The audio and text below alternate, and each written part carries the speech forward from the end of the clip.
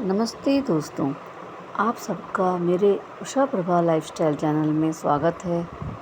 दोस्तों, जीवन में हर दिन एक युद्ध चलता है, अच्छाई और बुराई के बीच, प्रकाश और अंधकार के बीच, और इस युद्ध को समझने की चाबी हमें श्री कृष्ण देते हैं।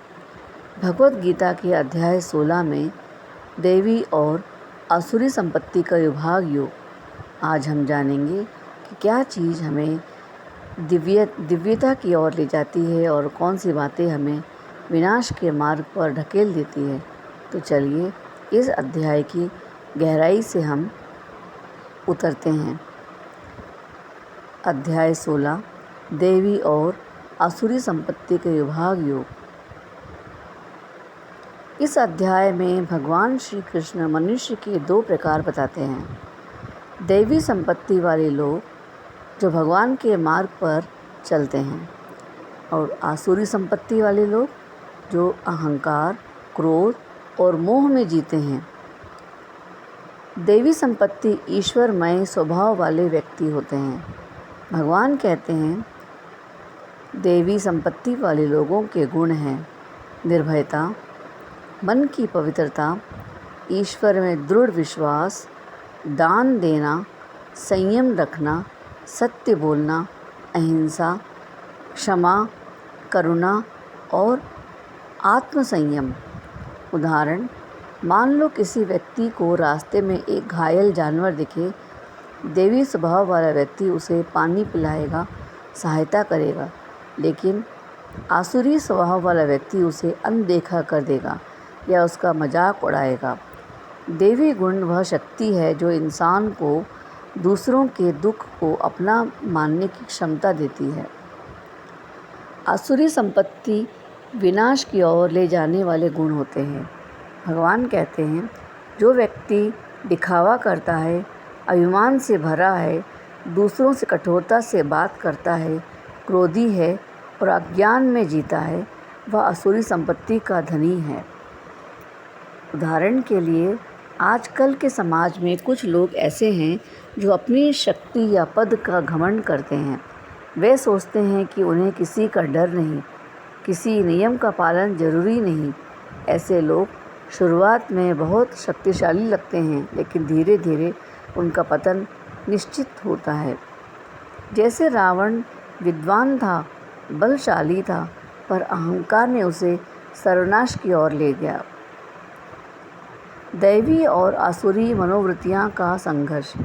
भगवान कहते हैं कि यह संसार एक रणभूमि है जहाँ देवी और आसुरी प्रवृत्तियाँ लगातार मनुष्य के भीतर युद्ध करती रहती हैं। कभी तुम्हें लगता है कि किसी को माफ़ कर दो, लेकिन दूसरा मन कहता है क्यों माफ़ करे। यही अंतर है युद्ध का। दैवी गुण कहता है क्षमा करो, आसुरी गुण कहता है बदला लो। जीत उसी की होती है जो अपने मन को संभाल लेता है। आसुरी व्यक्ति का जीवन दृष्टिकोण किस प्रकार होता है? भगवान कहते हैं कि आसुरी व्यक्ति यह मानता कि ही नहीं कि ईश्वर है या कोई कर्म का फल होता है। ऐसे लोग कहते हैं कि यह संसार केवल भोग के लिए बना है, ईश्वर का अस्तित्व नहीं है और हमें जो करना है वो करना चाहिए, चाहे वह अधर्म ही क्यों ना हो। उनका विश्वास केवल भोग, विलास और अहंकार में होता है। जो व्यक्ति सिर्फ अपनी सुविधा के लिए झूठ बोलता है, धोखा देता है और सोचता है कि सब चलता है, वह धीरे धीरे अपने ही बनाए जाल में फंस जाता है। ऐसे लोगों की शांति हमेशा छिन जाती है। दैवी व्यक्ति का जीवन दृष्टिकोण। दैवी व्यक्ति अपने जीवन की सेवा, प्रेम और भक्ति में लगाता है। वह जानता है कि हर आत्मा में ईश्वर है। वह दूसरों के प्रति करुणा रखता है, दूसरों की सफलता देखकर प्रसन्न होता है और ईर्ष्या नहीं करता। जैसे कोई व्यक्ति अपने पड़ोसी की सफलता देखकर भी सच्चे मन से खुश होता है, यह दैवी स्वभाव है। ऐसे व्यक्ति के जीवन में ईश्वर का आशीर्वाद स्वयं उतर आता है। कर्म और परिणाम के अंतर।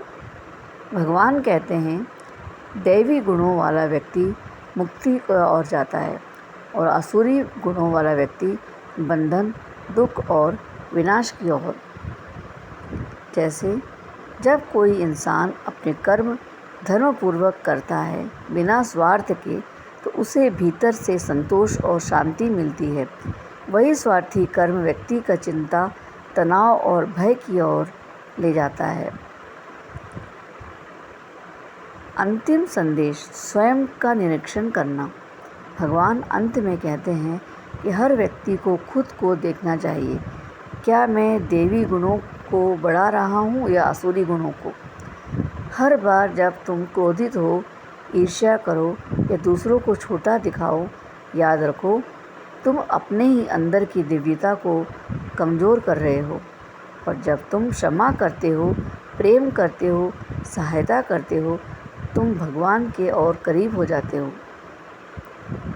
सारांश यह है कि देवी संपत्ति हमें उन्नति, शांति और मोक्ष की ओर ले जाती है और आसुरी संपत्ति हमें अहंकार, भय और पतन की ओर धकेलती है। इसलिए श्री कृष्ण हमें सिखाते हैं, मनुष्य को अपनी दैवी संपत्ति को पहचानना और उसे जीवन में उतारना ही असली साधना है। दोस्तों, जीवन में यह पहचानना ज़रूरी है कि हम किस दिशा में जा रहे हैं, दैवी या आसुरी। हर दिन, हर निर्णय में भगवान का नाम लेकर सत्य और करुणा के मार्ग पर चलें। अगर यह ज्ञान आपको प्रेरित करेगी तो इस संदेश को औरों तक पहुंचाएं। जय श्री कृष्णा।